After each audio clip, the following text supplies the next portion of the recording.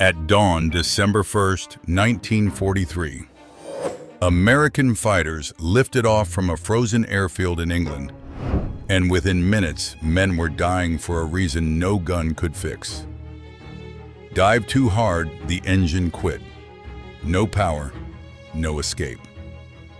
Then one mechanic broke the rules, built a tiny brass device, and turned the P-51 Mustang from a liability into the deadliest fighter of World War II.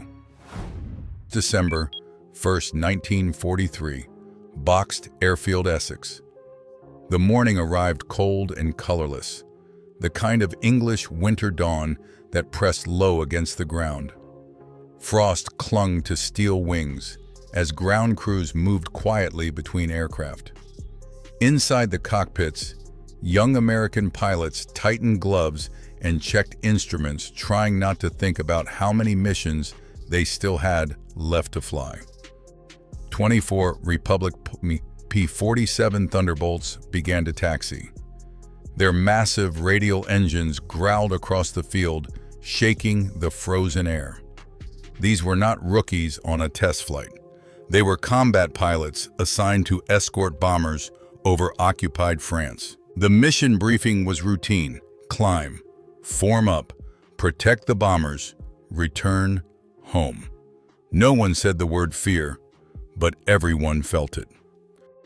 By late 1943, the skies over Europe were hostile territory. American fighters were still struggling to hold their own against experienced German pilots. The Luftwaffe had learned how to hunt bombers methodically, and every escort mission felt like walking into a trap.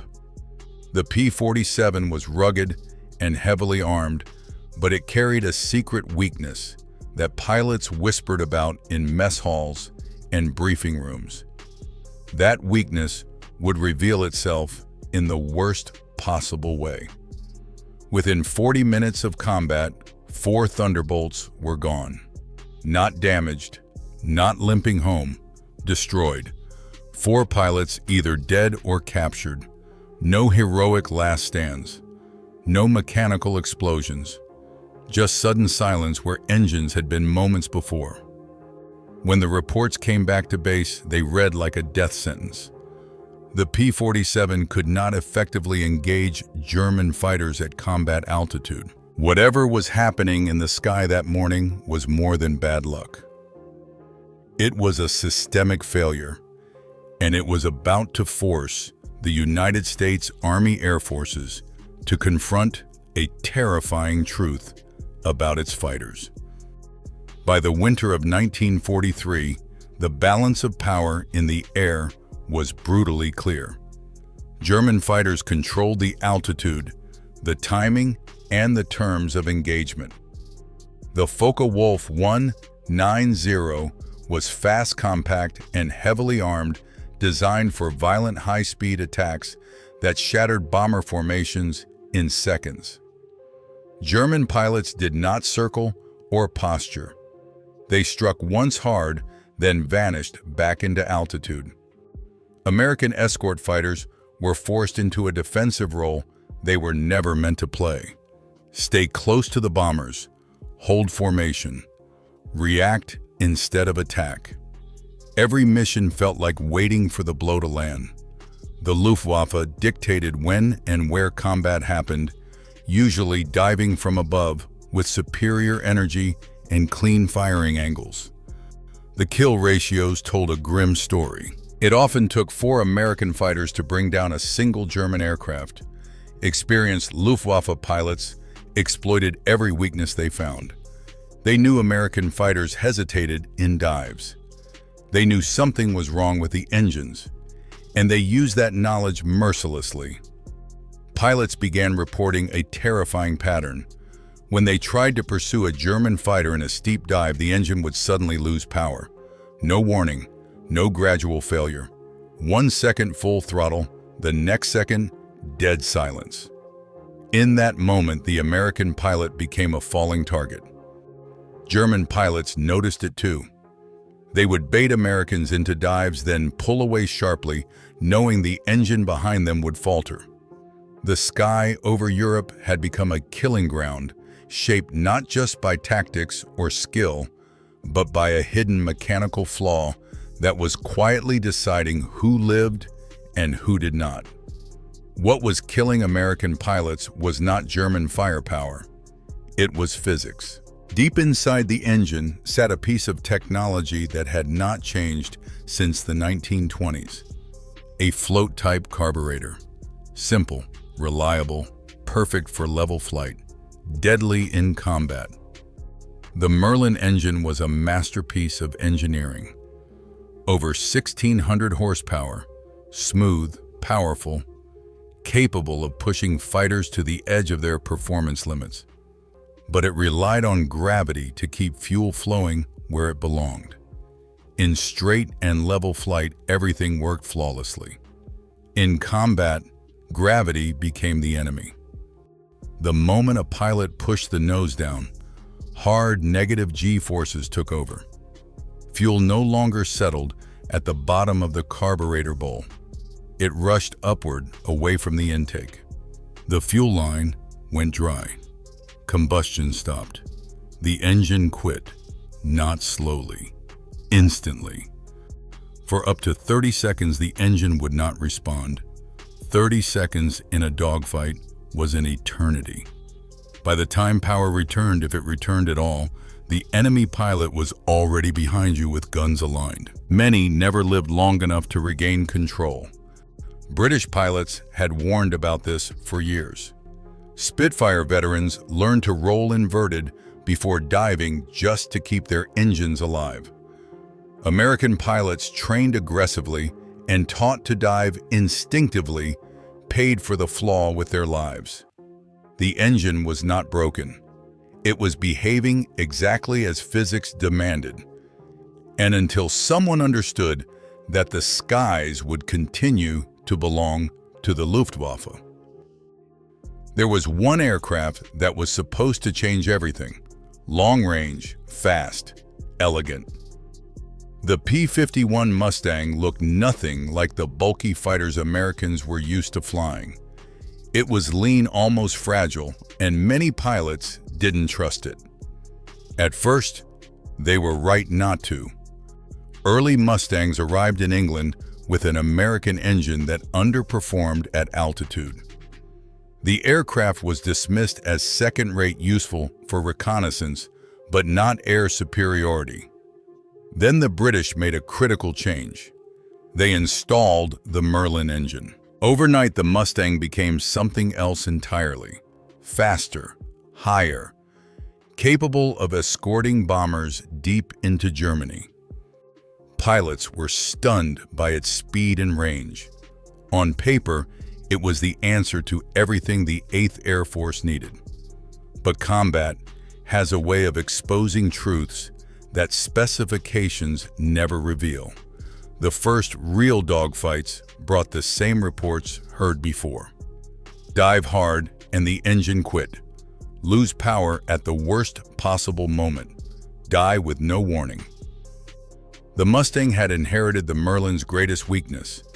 The same carburetor problem that plagued Spitfires now followed American pilots into combat. The aircraft that was supposed to save bomber crews was killing its own pilots instead. Senior officers took notice. Among them was Colonel Don Blakesley, a hardened fighter pilot who had flown with the RAF and understood exactly what an engine failure meant in a dogfight. He saw the loss reports, he read the pilot statements, and he came to a simple conclusion. If this problem was not solved, the Mustang would fail, and so would the air war over Europe. While pilots argued tactics and engineers debated theories, the answer was taking shape far from briefing rooms and headquarters offices. It was forming inside a cold maintenance hangar among oil stains, tools, and engine parts laid out on concrete floors.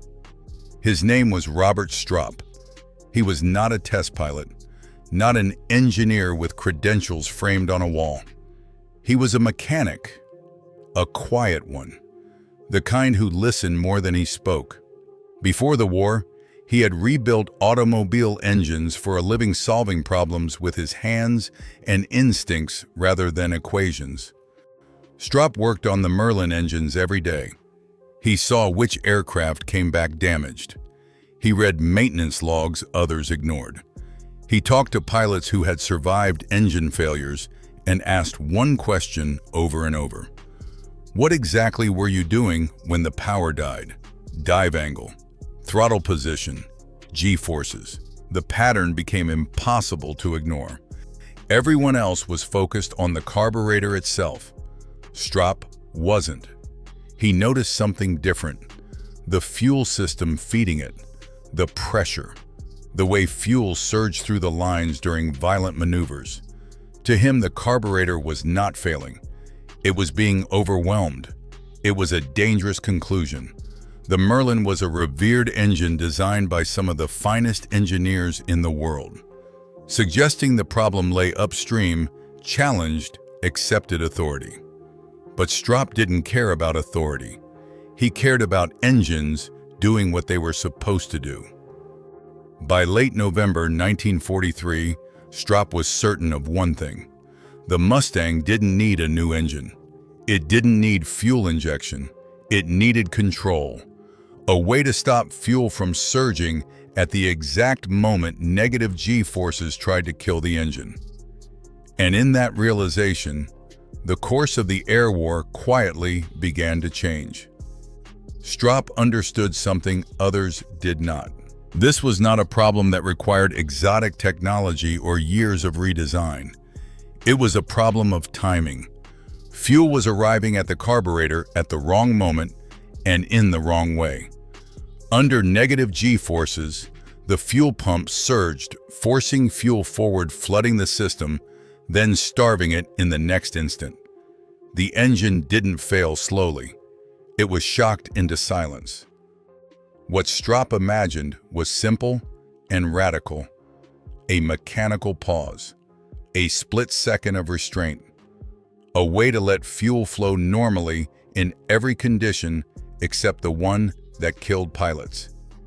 He needed a device that could think faster than a human and react faster than gravity. In mid-November 1943, working alone in the base machine shop, Strop began sketching. No blueprints, no approvals, just a pencil, scrap paper, and experience earned from years of rebuilding engines. His concept was a small one-way valve, a smooth brass sphere seated inside a precisely machined housing. Under normal pressure, fuel flowed freely around it. Under sudden surge, the sphere snapped into place and blocked the flood. The tolerances had to be perfect. Too loose and the valve would do nothing. Too tight and it could starve the engine completely. Strop machined part after part, testing each by hand. He discarded more than he kept. 11 failures went into the scrap bin. Each one taught him something. By December 1st, 1943, the same day American fighters were falling out of the sky over France, Strop finished his 13th prototype. It was small, almost unimpressive. It weighed almost nothing and cost less than $2 in materials. But installing it meant violating every rule of military aviation engineering. Strop knew the risk. Unauthorized modifications could end careers. Worse, if it failed, it could kill a pilot. Yet the greater risk was doing nothing. Engines were already failing.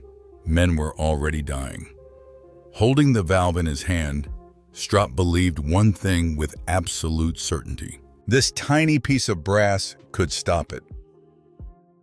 Colonel Don Blakesley did not believe in half measures. He had survived combat because he understood one brutal truth about air war. When an engine quits at the wrong moment, skill no longer matters. Courage no longer matters.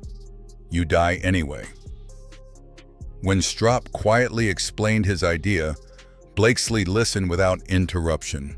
No committees, no arguments, just mechanics and physics laid out plainly. Blakesley understood immediately what was at stake. This was not a theory. It was a chance to stop pilots from falling out of the sky. The reaction from maintenance leadership was swift and hostile. Unauthorized modification, violation of procedure, risk to aircraft safety. Strop said nothing. He did not argue. He simply stood there while officers listed reasons why it could not be done. Blakesley ended the discussion with one sentence: "Install it on my aircraft first." It was a calculated gamble. If the valve failed, Blakesley would pay for it personally. His career, possibly his life. But leadership in wartime was not about protecting paperwork. It was about protecting people. On December 2nd, 1943, mechanics cut into the fuel line of Blakesley's personal P-50-1B. The aircraft carried the name Shangri-La on its fuselage, a symbol of something just out of reach. 4 hours later, the system was sealed and bled. No one spoke as the engine came alive. Blakesley took off and climbed hard. Then he did what had killed others. He pushed the nose down aggressively. Negative G slammed through the cockpit. The engine did not falter. He rolled, dove again, pulled harder. Still the Merlin screamed at full power. When he landed, Blakesley was smiling. "It works," he said quietly. Now the war was about to change. Proof was one thing. Permission was another. The moment Blakesley talked about installing the valve across his unit, resistance closed in from every direction. Engineering officers warned of liability. Maintenance commanders cited regulations. Any change to a Rolls-Royce Merlin required months of testing and approval. In wartime, months meant funerals. Blakesley knew how this would end if it stayed at squadron level. Meetings would multiply. Responsibility would diffuse. The problem would be studied while pilots kept dying. So he bypassed the system entirely and went straight to the only man who could end the argument. At 8th Air Force Headquarters, Blakesley arrived not as a petitioner, but as a combat commander with evidence. Flight data, loss reports, one aircraft that no longer lost power under negative G, Robert Strop, stood beside him explaining the valve in plain mechanical terms. No theory, no speculation, just cause and effect. A British technical liaison examined the device in silence. He understood immediately what it meant. An uncredentialed American mechanic had solved a problem that elite engineering teams had wrestled with for years. This could have become political. Instead, it became practical. The engineer nodded. The design was sound. The decision was made at the highest level.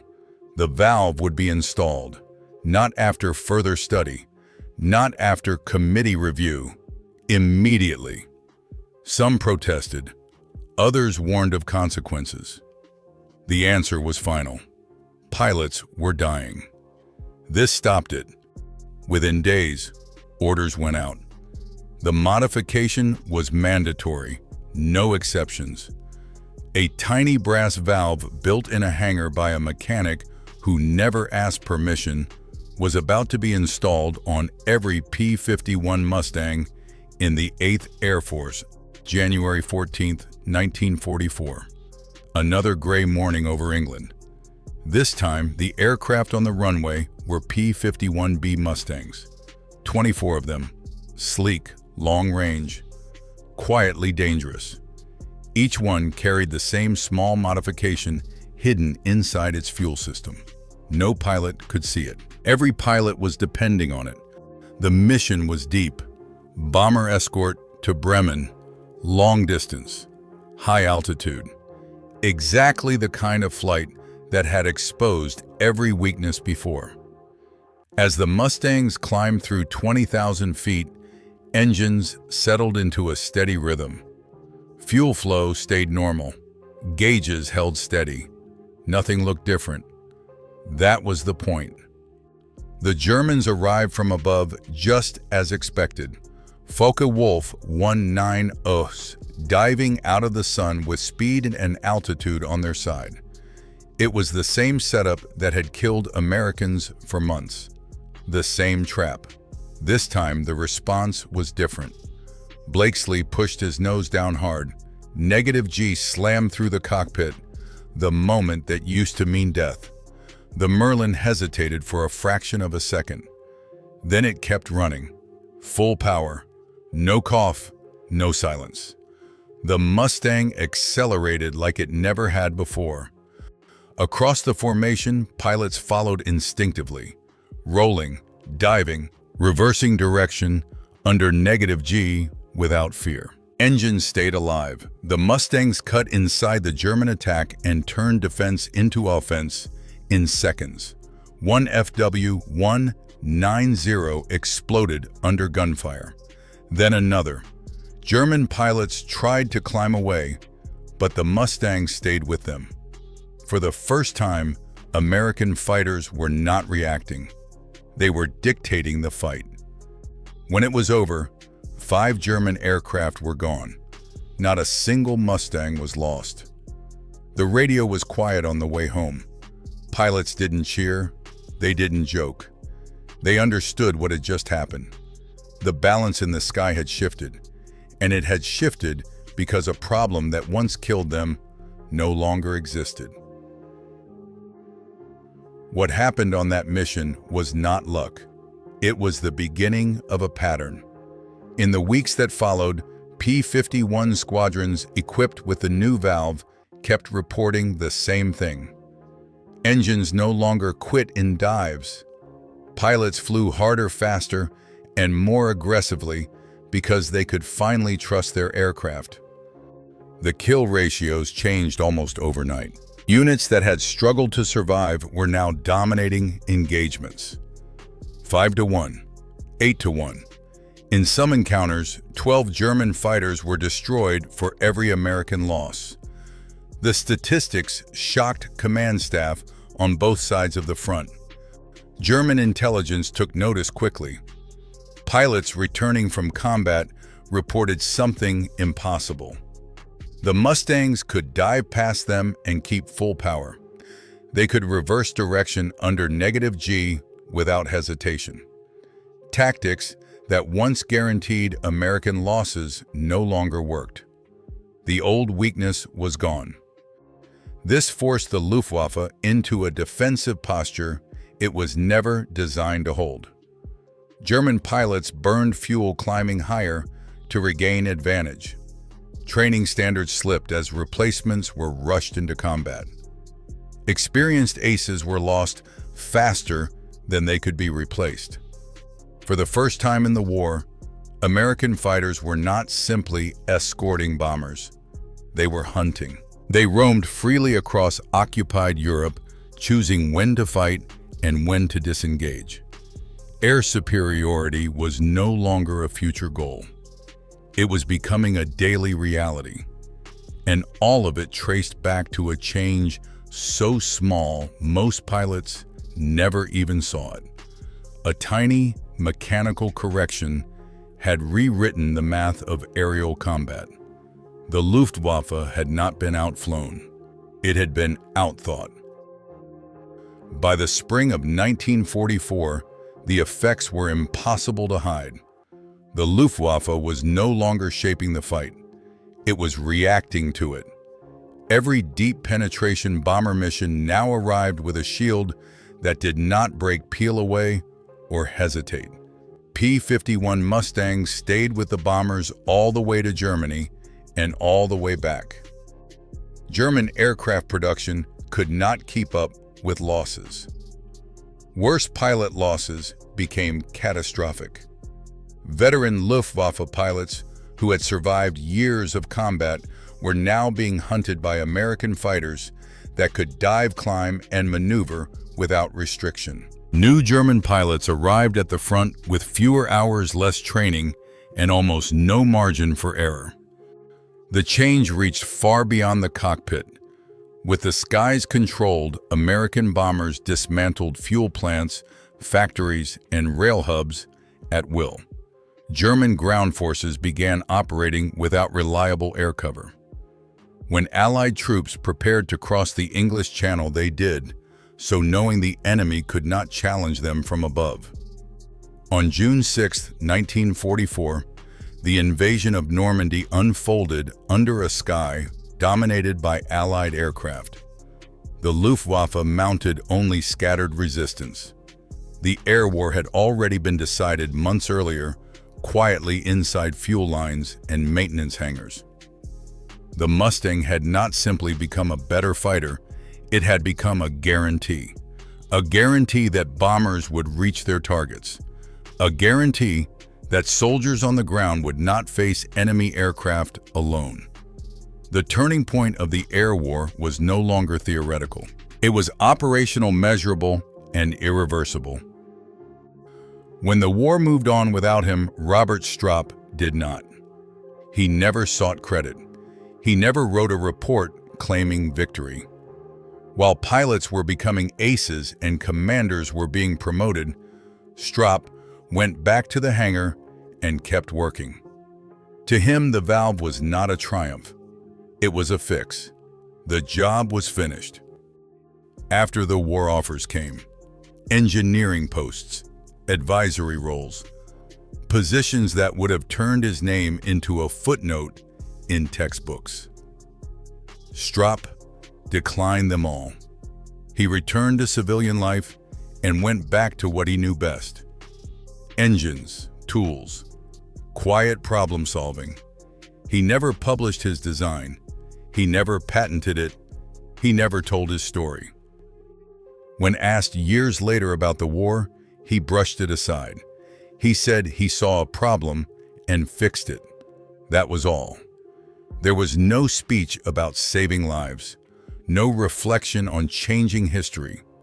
The thousands of pilots who came home because their engines stayed alive never knew his name. Strop died in 1989 in a modest home in Ohio. His obituary was brief. It mentioned military service. It did not mention air superiority over Europe. It did not mention Normandy. It did not mention the small brass device that reshaped the war. But his work never disappeared. Modern restorations of flying P-51 Mustangs still use the same principle he discovered in 1943. The engineering holds. The logic holds. The fix still works. Long after the medals faded and the headlines moved on, the quiet mechanics solution kept doing what it was always meant to do. Keeping engines running, keeping pilots alive. History remembers the aces, the generals, the names painted on aircraft noses. It rarely remembers the people who prevented disasters before they happened. Robert Strop never stood in front of a formation or accepted applause. His battlefield was a fuel line. His weapon was understanding. And his victory was measured in lives that never became statistics. The ripple effects of his work spread far beyond the air war. Pilots who came home built families. Soldiers who landed in Normandy advanced under friendly skies. Cities were liberated because enemy aircraft could no longer dominate the air. None of those outcomes trace back to a single dogfight. They trace back to a moment when someone refused to accept that death was inevitable. That is how wars are truly changed. Not only by firepower or strategy, but by individuals willing to think differently when everyone else follows procedure. A small brass solution ended a deadly flaw, restored confidence to thousands of pilots, and helped secure victory in the skies over Europe. Strop never asked to be remembered, But every Mustang that flies today carries his legacy forward in silence.